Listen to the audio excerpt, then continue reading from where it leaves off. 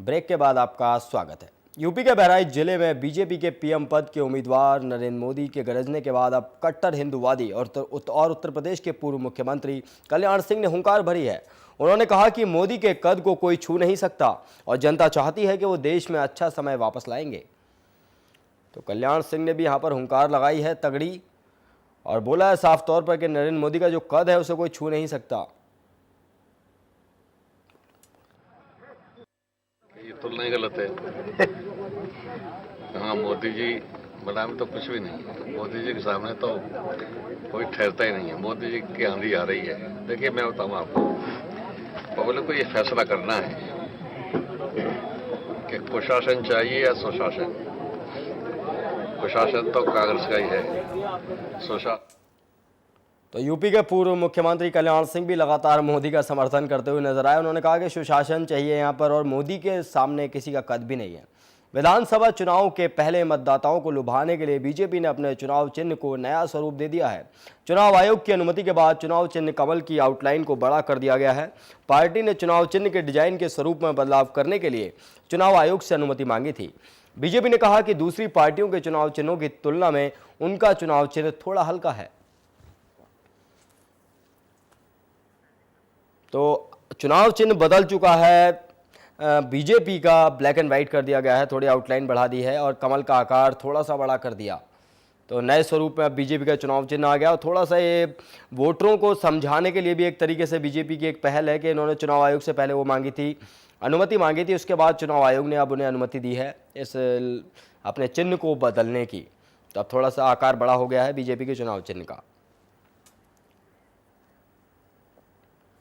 तो सबसे बड़ा सवाल यहाँ उठता है कि बीजेपी ने अपना चुनाव चिन्ह तो बदल लिया है, मगर सबसे बड़ा देखने वाली बात ये होगी आने वाले समय में क्या ये जो नया स्वरूप है बीजेपी के चुनाव चिन्ह का वो उनके लिए कितना सार्थक साबित होता है आने वाले चुनावों में। सीबीआई के गठन को असंवैधानिक बताने वाले गुवाहाटी हाईकोर्ट के फैसले को जल्दी ही सुप्रीम कोर्ट में चुनौती देगी। दरअसल हाईकोर्ट ने अपने फैसले में उस प्रस्ताव को रद्द कर दिया है जिसके तहत सीबीआई का गठन किया गया था। कोर्ट ने जांच एजेंसी की सभी कार्रवाइयों को असंवैधानिक करार दिया है। साथ ही कोर्ट ने कहा कि 1 अप्रैल 1963 के उस प्रस्ताव को खारिज करते हैं जिसके तहत सीबीआई की स्थापना की गई थी। कोर्ट ने कहा कि मामला दर्ज करने, आरोपियों को गिरफ्तार करने और तलाशी लेने जैसी सीबीआई की कार्रवाई संविधान की धारा 21 का उल्लंघन है।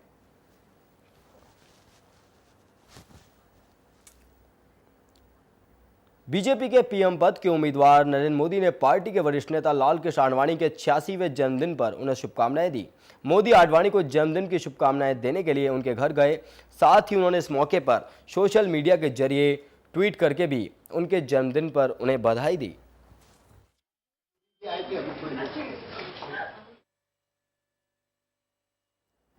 बीजेपी के वरिष्ठ नेता उमा भारती ने नरेंद्र मोदी की एसपीजी सुरक्षा के प्रश्न पर कहा है कि मोदी जी को सुरक्षित रखना बहुत जरूरी है और पटना की घटना के बाद केंद्र की सरकार को मोदी जी की सुरक्षा के लिए और गंभीर रूप से सोचना चाहिए। सुरक्षित रखना बहुत जरूरी है। पटना में जो विस्फोटों की घटना हुई है वो बहुत चिंताजनक है। हम ये कह सकते हैं कि प्रत्यक्षतः वो मोदी के ऊपर आक्रमण नहीं था, भगदड़ मचाने का इरादा था। 10 लाख लोग इकट्ठे थे, वहाँ बम फेंके गए और उसमें भगदड़ होती तो 15-20 हज़ार, 40-50 हज़ार लोग भी मर सकते थे। अगर इस तरह के खूनी खेल रचे जा सकते हैं तो और भी कुछ हो सकता है। इसलिए मोदी जी की सुरक्षा पर तो बहुत गंभीरता से केंद्र की सरकार को विचार करना चाहिए। वो एक महत्वपूर्ण व्यक्ति, वो इस देश के प्रमुख विपक्षी दल के द्वारा घोषित प्रधानमंत्री पद के उम्मीदवार हैं। वो एक राज्य के मुख्यमंत्री और इसलिए उनकी सुरक्षा की जो व्यवस्था है उसके साथ बिल्कुल मोदी जी ने अपने लिए सुरक्षा नहीं मांगी है, आम जनमानस उनके लिए चिंतित हुआ है और आम जनमानस की भावना को भारतीय जनता पार्टी के कार्यकर्ताओं ने व्यक्त किया है। आखिरकार कांग्रेस उपाध्यक्ष राहुल गांधी ने चुनाव आयोग को अपनी टिप्पणी पर जवाब दे दिया है। चुनाव आयोग ने राहुल गांधी को उनके द्वारा की गई टिप्पणी पर जवाब देने के लिए 4 दिन का वक्त दिया था, जबकि उन्होंने चुनाव आयोग से इसके लिए 1 हफ्ते की मांग की थी। चुनाव आयोग ने उन्हें 31 अक्टूबर को एक नोटिस दिया था और राहुल को अपनी टिप्पणी पर जवाब देने का आज अंतिम दिन था। राहुल गांधी को ये नोटिस पोल पैनल द्वारा बीजेपी पर सांप्रदायिक हिंसा भड़काने के आरोप लगाने के चलते दिया गया था। उन्होंने ये भी कहा था कि मुजफ्फरनगर के दंगा पीड़ित नौजवान आईएसआई के संपर्क में हैं।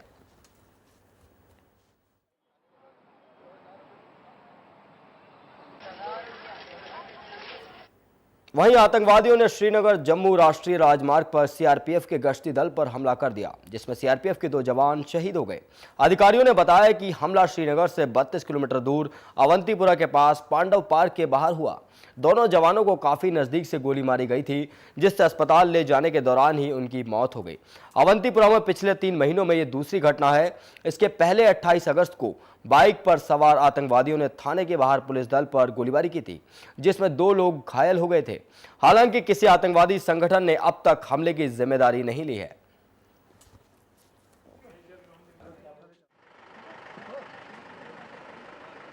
वहीं पश्चिम बंगाल में तृणमूल कांग्रेस के जिलाध्यक्ष ने विवादित बयान देकर हलचल मचा दी है।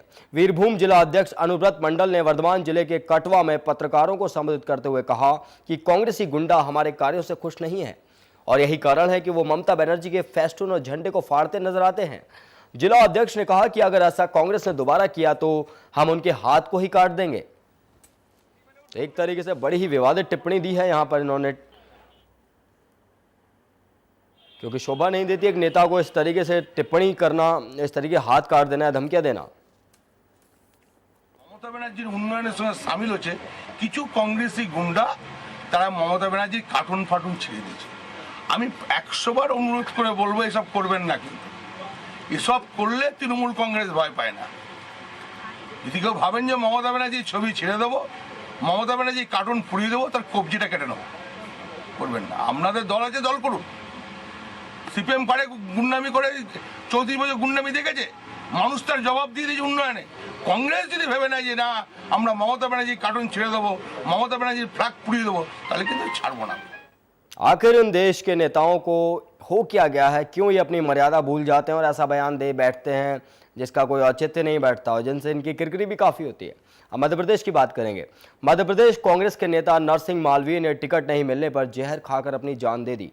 नरसिंह मालवीय के परिजनों का कहना है कि वो काफ़ी दिनों से तनावग्रस्त चल रहे थे और टिकट नहीं मिलने पर वो काफ़ी डिप्रेशन में आ गए और मालवीय ने अपने घर पर जहर खा लिया। वहां से उन्हें अस्पताल ले जाया गया, लेकिन तब तक जहर पूरे शरीर में फैल चुका था, जिसके कारण उनकी मौत हो गई। तो कांग्रेस नेता नरसिंह मालवीय ने यहां पर आत्महत्या कर ली है। जिस तरीके से गुटबाजी बार बार नजर आ रही थी कांग्रेस के अंदर, और उसका ही एक खामियाजा भुगतना पड़ा मालवीय को कि उन्होंने आत्महत्या कर ली, उन्हें टिकट नहीं मिला, जिस कारण उन्होंने आत्महत्या कर ली। क्योंकि ये वोट बैंक का सवाल है। कांग्रेस नहीं चाहेगी कि हम किसी को भी टिकट दे दें, कांग्रेस चाहेगी कि हम उसे ही टिकट दें जो जीतेगा। अब जीतेगा कौन, इसका फैसला तो जनता करेगी, मगर इस तरीके से आत्महत्या कर लेना किसी का शोभा नहीं देता। नई दिल्ली में conference on roll of technology of food security का आयोजन किया गया, जिसमें केंद्रीय कृषि राज्य मंत्री तारिक अनवर को मुख्य अतिथि के रूप में बुलाया गया। तारिक अनवर ने बताया कि जीवन में बायोटेक्नोलॉजी का क्या महत्व है। वहीं उन्होंने कहा कि इंसान हो या वनस्पति, दोनों में होने वाले विभिन्न रोगों के इलाज की डायग्नोसिस और विभिन्न थेरेपीज में इसका इस्तेमाल किया जाता है।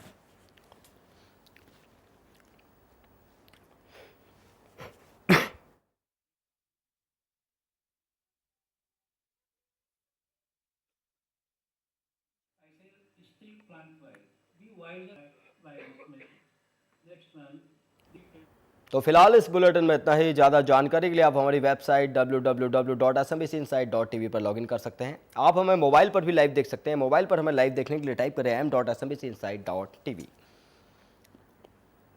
SMBC इनसाइट पर खबरों का सिलसिला लगातार जारी है। देखते रहिए SMBC इनसाइट।